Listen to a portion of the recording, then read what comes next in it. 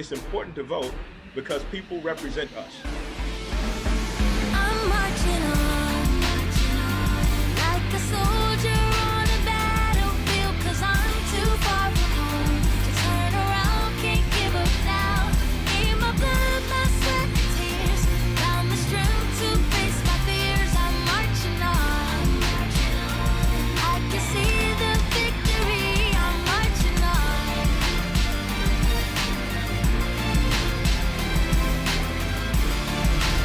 I'm marching on like a soldier on a battlefield, 'cause I'm too far from home to turn around, can't give up now. Gave my blood, my sweat and tears, found the strength to face my fears. I'm marching on, I can see the victory. I'm marching on. Greetings. I am Booker T. Gainor, candidate for Georgia House District 173 and former mayor of the city of Cairo. In 2017, I was elected the first African American and youngest mayor ever in Cairo's history. As the youngest mayor in the state of Georgia at the time, I hung my hat on 1 Timothy chapter 4, verse 12. Enhancing the quality of life for all citizens and youth empowerment were my top priorities during my tenure as mayor. I currently serve as a 6th grade science and social studies teacher at Washington Middle School in Cairo. I graduated from FAMU with a bachelor's in business administration in 2012. My wife, a graduate of FAMU as well, is currently seeking her 2nd degree in the Doctorate of Physical Therapy program. To the visionaries who produced this platform, I thank you kindly for having me. As always, continue striking from the top. Hello, I am Kiafi Ramoyo, and I am your host for this evening's program, Historic 2020 Elections to Watch. So excited to have my FAMU brother, former Mayor Booker T. Gainor of Cairo, Georgia. He is joining us to tell his story. We are so excited to have an opportunity for you all to get a little bit more acquainted to this dynamic leader. He is vying to be a representative in the state of Georgia. And so we are just excited to have him here with us. And we actually have a special treat for you at the end of the show. So at this time, I'm going to just bring Booker T. Gainor into the program. And Booker, welcome for the second time. So you are joining us for the second time on Historic 2020 Elections to Watch. It has been quite a year, huh?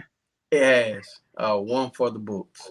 Absolutely. So I just want to start with just the basics. I want to start with your name. You have a very powerful name. Yeah. You obviously was named after someone. If you read your name, Booker T, of course, I'm thinking of Booker T. Washington. And I just am, of course, interested to know, were you named after Booker T. Washington, or is there anybody in your family that may have been inspired by his life and legacy? Well, my dad and I was Terry, and my great-grandfather and my grandfather, theirs were different, but it all started with T. Okay. And so in your family lineage, has nobody ever mentioned that there was a connection to Booker T. Washington from a symbolism standpoint, that maybe that is something that was invoked as part of your family tree? Yes, and that started it, and most people didn't know that Booker T. Washington actually stood for Booker Teleferro Washington. So there was some similarity between Teleferro and Terry, as you can see. Awesome. Okay, that's really powerful. I promise you, when I first saw your name just in that written out Booker T. Gainor, to me it spoke a different message than just Booker Gainor. So I don't know what you normally go by, but I think that someone in your family, some ancestor perhaps, planted that seed in terms of making that connection. So in that spirit of Booker T. Washington, I definitely greet you and welcome you to the platform for a second time. And we brought you back because we felt like there was layers to your story. And, this program is centered around a campaign encouraging people to vote to donate, but also to volunteer their time to help people like yourself get in office. And one of the things that I believe that is important for us to do is once we do get people in office, is now important for us to hold people accountable in the roles that they serve in. But in the same breath, we have to hold ourselves accountable as being the citizens that helped you to get elected. If you can share with us, what is your vision for the state of Georgia, and why do you believe that you are the right person to lead at this moment in time? Gotcha. I'm glad you asked that question. Anger or a personal vendetta is not what made me embark on this journey and being an advocate for the people. It was to truly represent and be a voice for the voiceless. As a state representative for the state of Georgia, I look forward to being a leader that will lead with inclusion, civility, and kindness. District 173 needs an adaptable leader, one that has a plan to bring about affordable health care to our citizens, internet improvement, fully funded education, and justice and liberty for all. As the former mayor of Cairo, I know how to lead, and the citizens of Cairo make no mistake when they elected me the first African American and the youngest mayor ever in the city of Cairo. District 173 would not make a mistake November 3rd by voting a young man who is driven to lead the people, who is passionate about serving the community, and a true son of the soil, born and raised in District 173.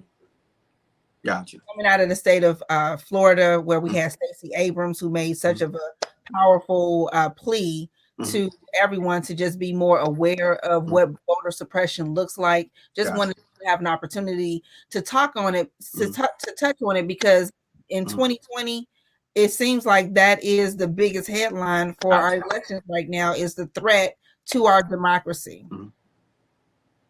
Gotcha. And voter suppression is a tactic that there's no reason why it should still be in existence in year 2020. And with advocates such as Stacey Abrams and Fair Fight, who are working across this country to make sure we have free and fair elections.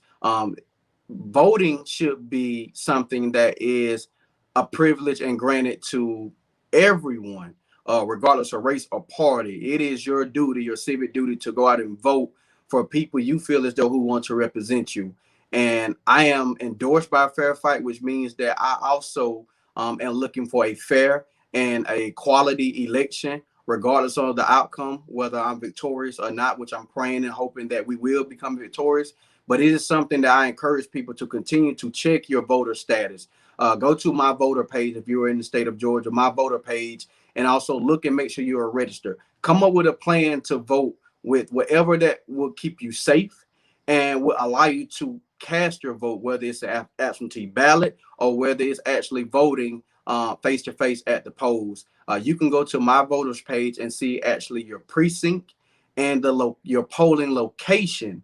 So it's best that we go ahead and form a plan now. We have a voter protection hotline that you can call even while you're in line at the poll. If you have any type of questions or any type of problems, someone would pick up that phone and give you an expert opinion on how you need to proceed in voting. And so we all have to be on guard to ensure that our vote is counted and that the vote of our family and friends is counted as well. So at the moment that you spot something that looks shady or out of place on election day or even before, it's important that we all speak up and make sure that that information or that incident is reported to the right people. And we need to do everything that we can to ensure that nothing gets in the way of anyone who wants to vote actually casting their vote. So it's up to each one of us to be a part of this process. And, so thanks for highlighting some of the things that we should be on the lookout for. Thank you. Tell us about just your upbringing, your beginnings. Are you from Cairo, Georgia, or how did you get to Cairo now? Gotcha. So I was born and raised here in Cairo, and a lot of people will pronounce it Cairo as Cairo, Egypt. But here in the Deep South, we pronounce it Cairo, Georgia. And I was born here September 17, 1989. So I'm the oldest of four. My brother Paul Davis Jr., Diamond Ash, and Dominic Davis. So I'm a true son of the soil is what they call me. born and raised right here in this district. I mean, it means a lot to me. And to come back and, break this and shatter this glass ceiling, it's truly been motivating for me. I'm just trying to set an example for others. And you are doing that, and you've been doing it. Honestly, it seems like you just had a blueprint, throughout your life. Mm-hmm. I feel like success leaves clues. Mm-hmm. And so just share with us some of the pivotal moments in your life that led you to where you are today, that you feel like maybe was a clue that, you're in the right place at the right time.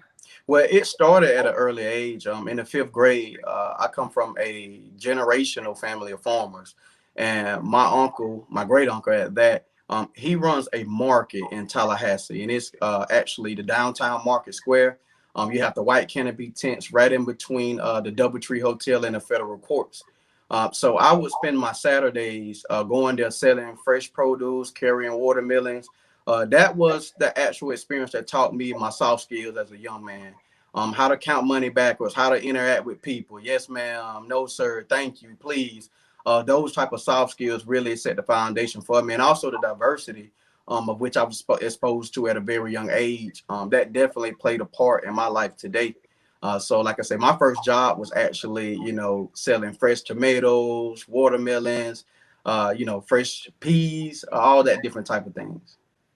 So you were selling it, or was there anybody in your family that was growing it as well? Did y'all have a farm? Yes, my uncle had a farm, and I had a few farm experiences. I love going to the tomato field with my younger cousins because I would get the rotten ones and we'll throw them at each other.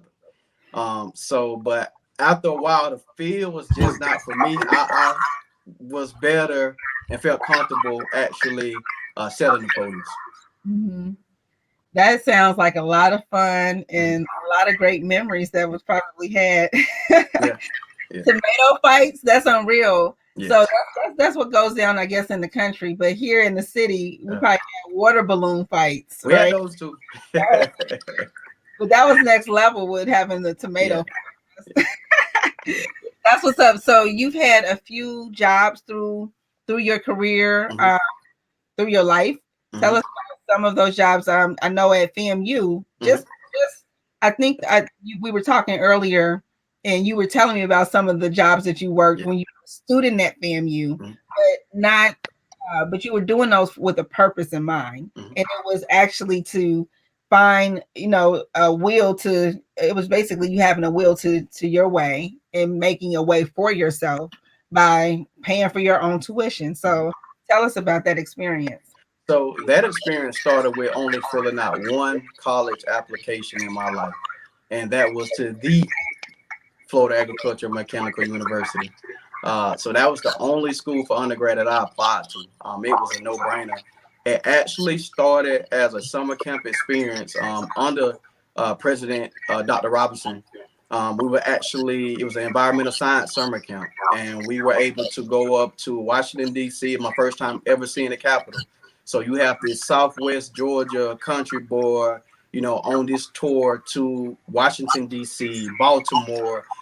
So it was definitely an eye-opener for me. I enrolled at FAMU, majoring in environmental science. After I took my first science class, I was enrolled in the SBI. And not taking the easy way out, it was more so in high school. I had my own business at the age of 17. So I would leave high school through a work release program and go and sell food at my food stand. So business was always my background. Again, I love selling produce with my uncle, at the market. So I was able to, graduate from SBI. I'm a civil baby, just trying to be an SBI and SBI superstar. And I graduated there in 2012. It was tough. I will admit it was tough, but it taught me the true art of perseverance. I remember my freshman year, the spring semester of my freshman year, I made a 1.8 GPA, 1.8. I almost placed on probation. I had to go back to Cairo that summer, and I got a job working with my dad at the city. And the first thing came to my mind, my dad was a supervisor that, I would be somewhere around him. No. I was put on the cemetery and parks crew where I carried a weed eater from Welcome to Cairo sign on this side of town all the way to the other. So it was strictly hard labor. And I had a gentleman, my supervisor, the late Mr. Gus Mango, This gentleman asked me each and every morning, is this what you want to do for the rest of your life? I never answered him. I just simply strung up my weed in and continued to work. Long story short, I wound up going back to FAMU to start my sophomore year. And 3 semesters straight, I made dean list. It was a total game changer for me and my mindset to that. I truly had to make something out of myself. When Mr. Gus retired and before he passed, I gave him a card that said, "Thank you for all the grass that got in my eye." It helped me see better, which it truly did. It gave me, a different viewpoint on life, and it made me truly apply myself. So not only that, at FAMU, I work for Sodexo Catering. I work for Harvey's on South Monroe, and also I came back home on the weekends to sell rib dinners to offset the out-of-state tuition costs. You was hustling. You was, people used to always say, Jamaicans have all these jobs. That quality is in our DNA. Yeah. It was just whatever the obstacle. I was going to shatter it. I was determined, and I had people counting on me, and I couldn't let them down. I'm really inspired by your story. As I was mentioning, being in the Cincinnati area, there's people.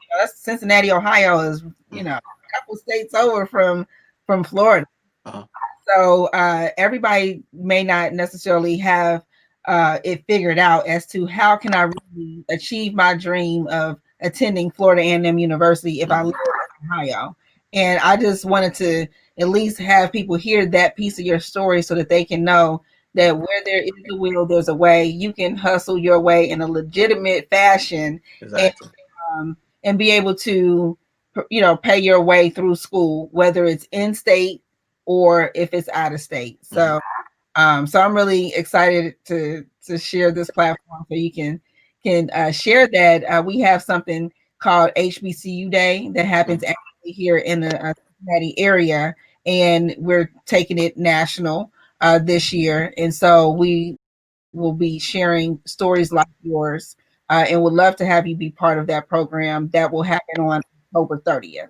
Well, I think that's so cool to be able to go to an HBCU with other people within your family. I always talk about the HBCU lifestyle. It's unique and it's different. It's not the same as if you went to a PWI, and I can tell you that because that's definitely one thing that's different between myself and my mom. I went to FAMU at HBCU. She went to Northwestern University, and our alumni lifestyle is just totally different. Like homecoming is like part of the lifeline that pumps through our community. If you went to a HBCU, gotcha. Didn't, not so much. It's like you may go back to homecoming, or some people never ever go back to homecoming if they went to PWI. So, but when you talk about family ties, I was about to jump in and say you met your wife at FAMU, but I think you met your wife in Tallahassee, not necessarily at FAMU, but we actually have Aliana. We have Miss Aliana Gainor with us, and we're excited to have her. So we wanted to just take a moment to invite another Rattler on the screen and to just let us know a little bit about who you are. And in this moment in time, you are supporting the next representative for the state of Georgia. And I know you have to be incredibly proud. Yes, I'm really proud of him. As you can see, I have on the campaign shirt right now, Booker T for 173. We met in Tallahassee, not at FAMU. However, FAMU definitely had a big impact on our relationship, our bond. I remember the date that we met because it was the Thursday before homecoming. It was October 4th. So FAMU definitely FAMU's culture and our pride definitely has a way of bringing people together. And I think that definitely had a big impact on our relationship. I would like to say I met my favorite girl at my favorite place. Oh, man. And you are gushing. I just really love, like, when you started talking, his face is like lit up. And I'm like, okay, that's some real Black love right there. I love it. And so if y'all met on October 4th, that was like right around the founding of, FAMU. October 3rd, 1887 is when we were founded. So the spirits were moving. So that's what They brought were. y'all together, no matter what. So that's what's up. That is what's up. From your union, you all now have children and a family that's growing, or where you guys with that? So we both just have careers that's going. I'll let her, tell you herself on the big thing that I'm excited about. It's something we prayed for all summer long, and it actually came in to fruition and happened. So, I will let her do the honors of this. Yeah, we don't have any children yet. Currently, right now, I am in my first year of doctorate of physical therapy school at FAMU.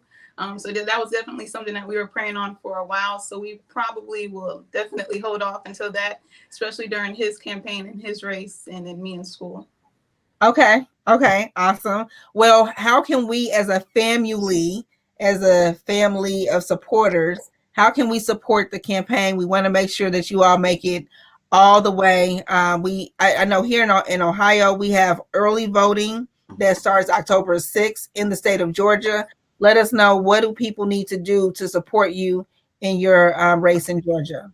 Gotcha. So we have it to where you can actually donate through our AdBlue. You can see the link there, or either you can go to adblue.com and just type in Booker T Gainer. But there's the link that's at the bottom of your screen. You can also go to www.bookergainer.com, and you will also see the link to contribute. But as well as not only contribute, see the platform, see exactly what I stand for, and just the work that I'm trying to do on the state level as your next state representative for House District 173. Mm-hmm. Awesome. Well, one of the things that we are encouraging people to do across the country is really consider your warm market, your own family, and how we are all connected. We know people who live in Florida. We know people who live in Georgia, in Texas, in California. You know people who live outside of your own city and state.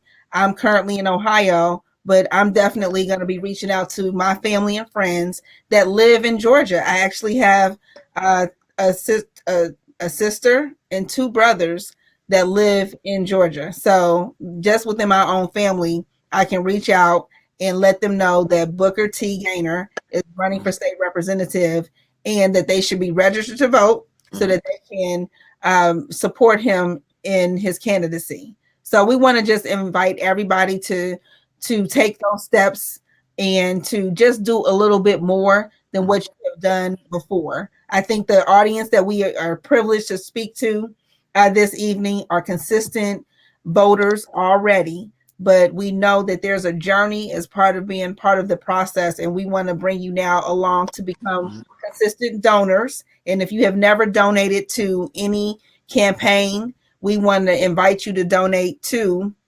Booker's campaign, because it makes a big difference when you can sow a seed. And if your seed is $5, that makes a difference. If your seed is $25, we thank you.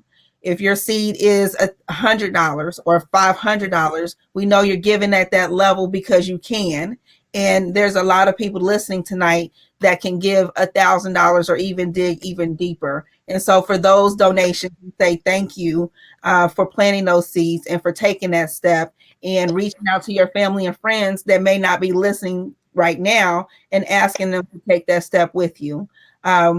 We have one of our leaders, esteemed leaders, the Honorable Elijah Cummings, who inspired this platform that we're on this evening. And he has a charge that we're moving forward with, and that is to ensure that there are more African Americans that are donating, putting some money behind the words that we say. When we say we support somebody, then we should be able to put some money on that. And whatever that is, if you got 5 on it, that's what's up. If you got 10 or 25 on it, then that's what's up as well. We know that we get our nails done on a regular basis. Even in these COVID streets, we still getting our toes done and still trying to have our hair looking nice. And we know that that's probably $50-$60. If you wearing a weave, then that might be $1,000, right? So we just looking at transferring some of those coins into campaigns. So coins to campaigns, that's what we doing around these streets. Like that. I like that. I like that too. Coins to And campaigns.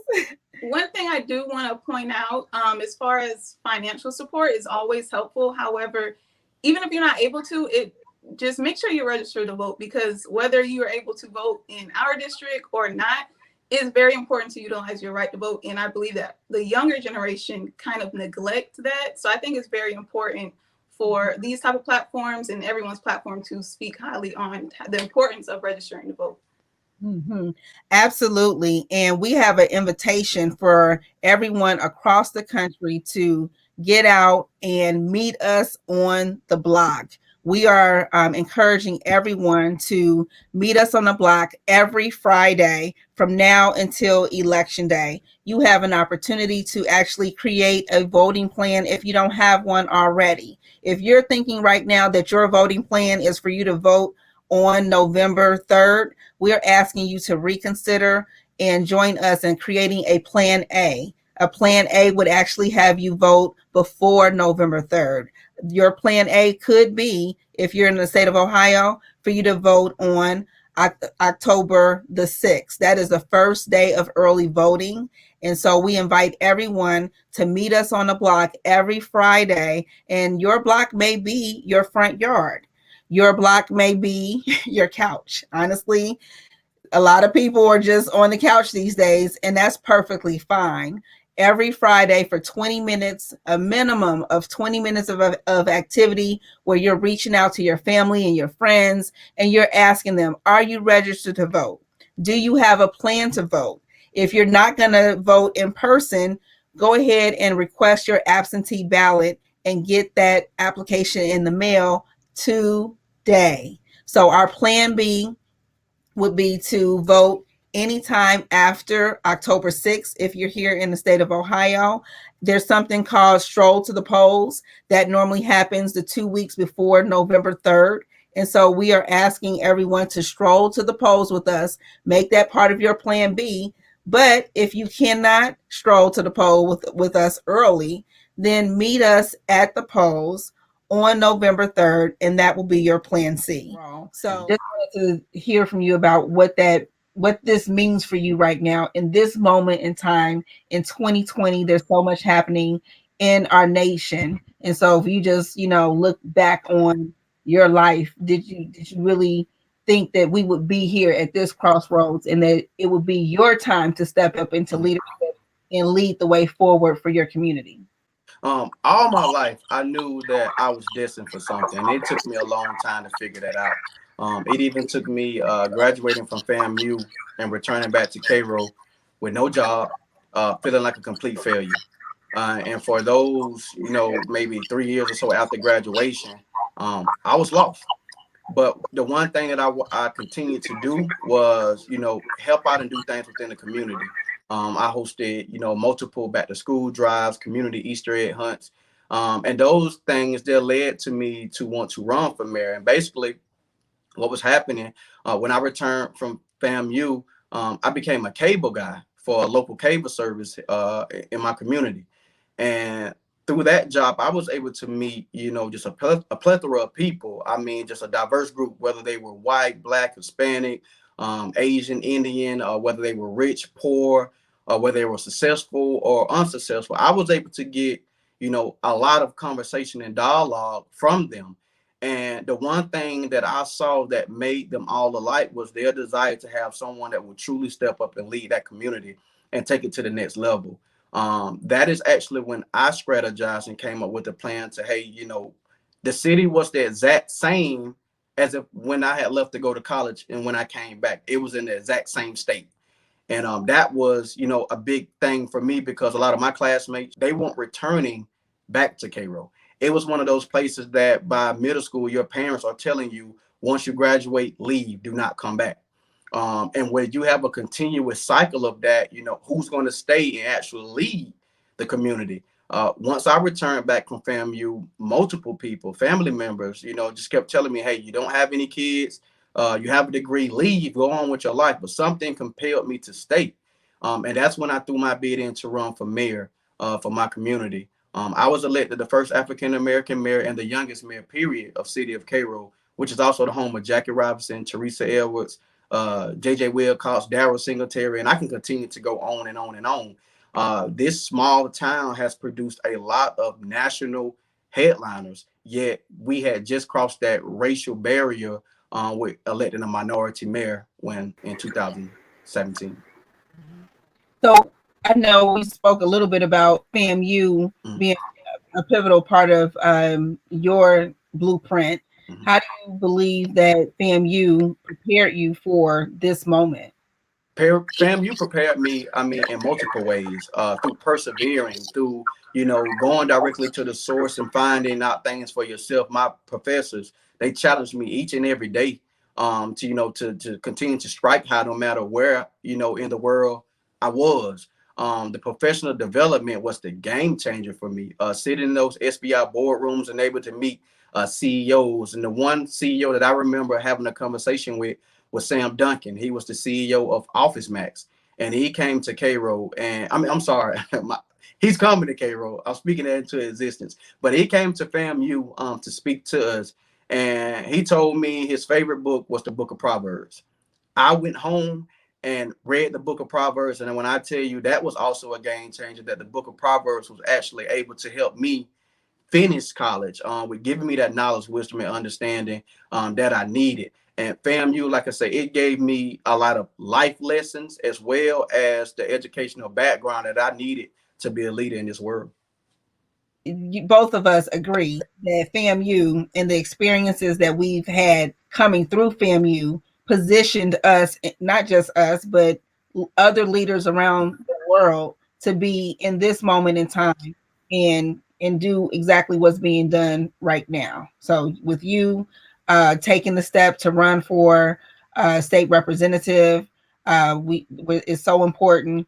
We have Keon Hardiman, who's out of Miami, Florida area, who's taking his leadership to the county level, from the city level to the county level.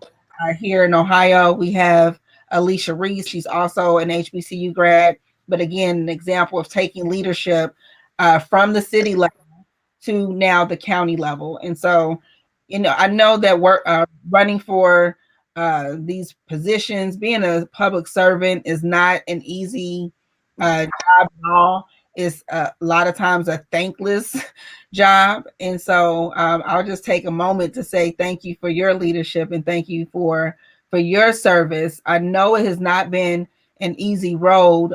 After graduating from FAMU, your path led you to becoming, as you mentioned before, the mayor of Cairo, Georgia. And if you want to just talk a little bit about what the experience was like and what were some of the things that you faced that actually shaped where you are right now. Gotcha. So being the mayor of Cairo was actually a very life-changing experience for me.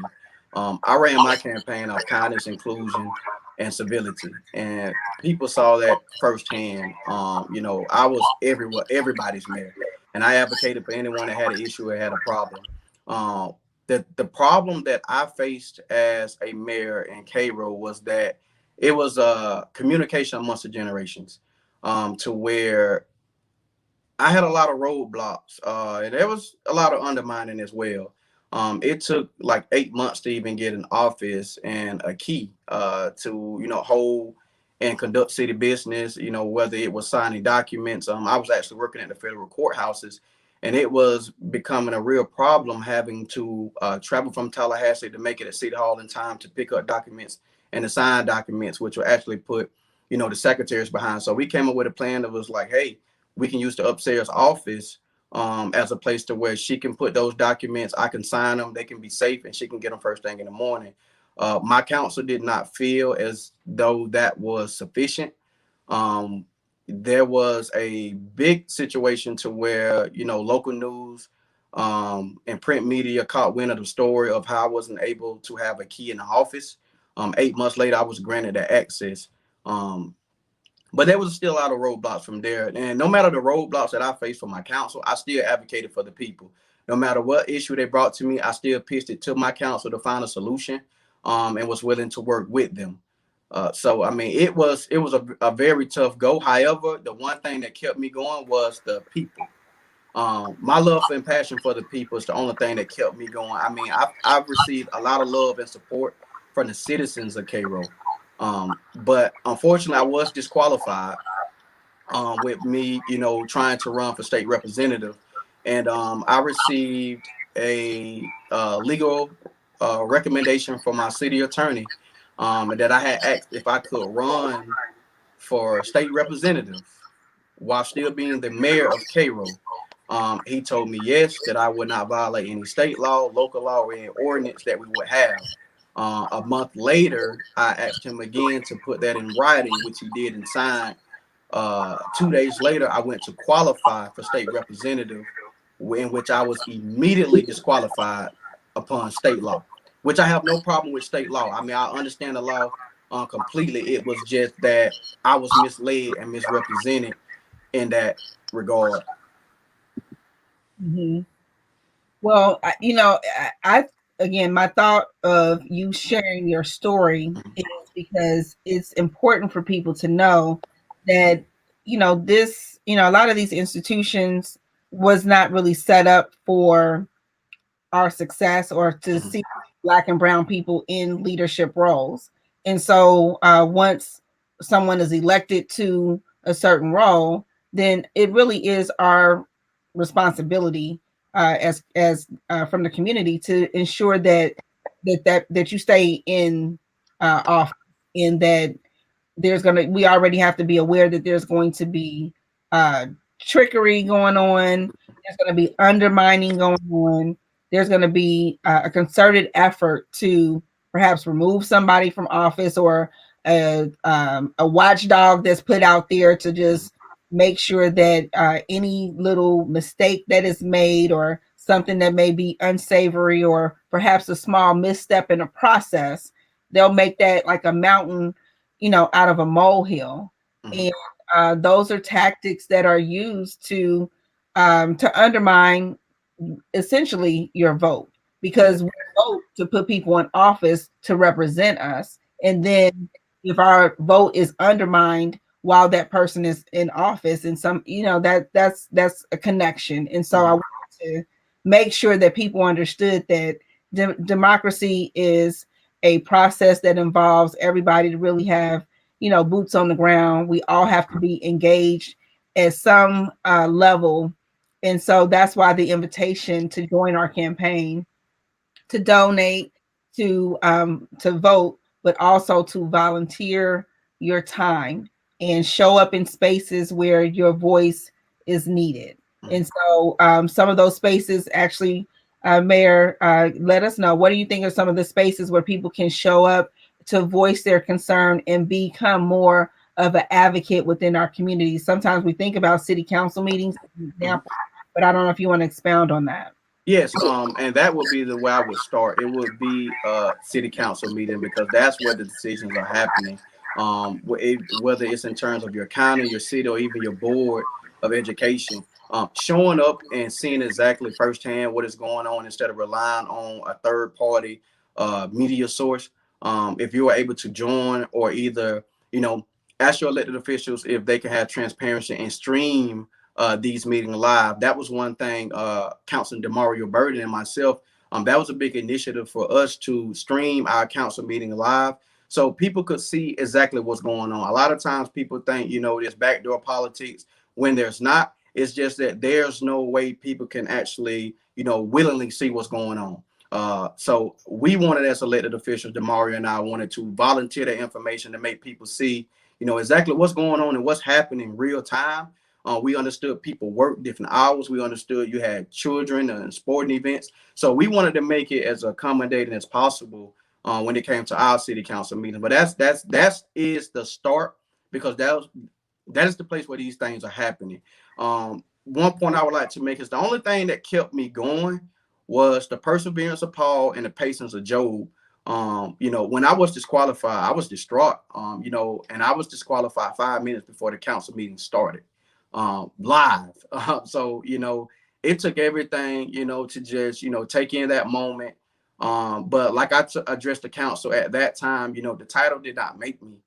It wasn't about power. It was about influence and just leading the people and showing them that they had someone that they could trust, and believe in their leadership and advocate for them. And in that same breath, I asked that I was willing to work with them despite the obstacles that we face, but represent them on the state level as well, knowing that local government needed representation as well as the citizens. So that was the main thing for me. All the work that I had done to not only build bridges, but cross them. If you look at what the definition of a bridge, you can lay a log across a river and that's a bridge. However, after 2 or 3 passes, it can cave in. My thing was not only building bridges, but crossing them as well. And I know that the work I had did with the Hispanic community, the white community, and the Black community, I held those fibers together in my hand. And had I threw my hands up and lashed out and blew my top, my city would have collapsed in on itself. And this was at the height of COVID when it ran rapid back in March. During that time, I had to step down from being the mayor. I was able to address the council, right then on the spot. And I mean, it was tough, but I was able to do it. And like I say, here's a clip of it now. Yes, come on up.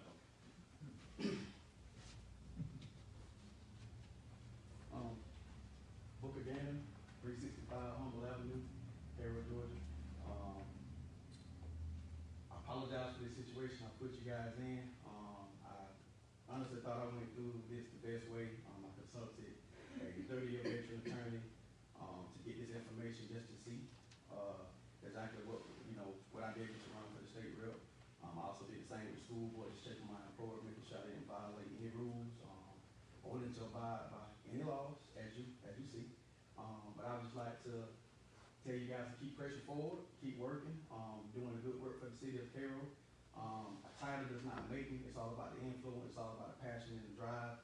And with my bids running for state representative, I would like to also say I'm willing to work with you guys anyway. If you have any questions, concerns, feel free to reach out to me. My contact numbers still stay the same, and I'm looking to represent you for District 173. Appreciate it. Yes, sir. When the first time you talked to this man? February 10th. 10th. February 10th. And when did you find out that you weren't able to run? A couple minutes before the meeting. So everybody else knew Friday, and you found out. Yeah, they knew Friday. Did you get an email like they got an email? He said I received when I checked. I didn't. He said he found out Friday, but the email that he said came today. I want to point out. So I want to finish it. Okay. So on Thursday, they knew on Thursday. So it's Monday evening before the meeting. You come tell somebody then that they can't do it, and you knew all day. So there's an athleticism to leadership. You have to be leaderly fit, and making sure that you have these qualities to make sure that you can advocate for people by using kindness, civility, and inclusion. Yeah. And this is what I have been committed to since day one. And one time for Booker, you come through every show with a soundbite that everybody's like, let's tweet that, repost that. So thank you for sharing that. And thank you for all of your wisdom. Mm-hmm. Like, I'm so excited to see where you're going to be 10 years from now. It's exciting to know that you guys are so young. You haven't even started your family yet. And there's so much more in store for you and for your family. So we are very proud of you as part of the Rattler family. We're very proud of you and all of the other Rattlers that are taking up leadership roles around the country. So just once again, thank you for your leadership and for your service. Thank you. And I appreciate the work that you're doing as well with giving candidates like myself a chance to connect to the people. Absolutely. Well, that's what it's about. It's about us doing our part, and you're obviously doing your part. So thanks again for joining us, and we will see you all next time. Okay. Thank you. Rattler strike. That's right.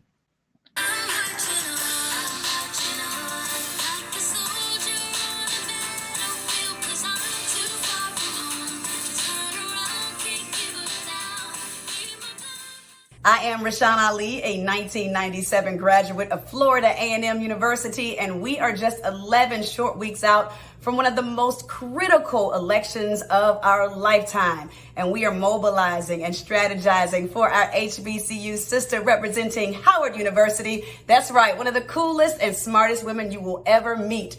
Kamala Harris. So we are coming together. Meet us on the block each and every Friday so we can make sure that everyone is registered to vote. If you are eligible, we need for you to register to vote at whenweallvote.org. Also, confirm your completion of your census. We need to make sure that each and every person is accounted for. And number 3, we are setting it off for our HBCU sister, Kamala Harris. We are encouraging you to vote early. That's right, October the 6th. Let's do this together. Call up your cool bros, call up your cool sisters, and let's come together for our HBCU sister, Kamala Harris. Let's get it done.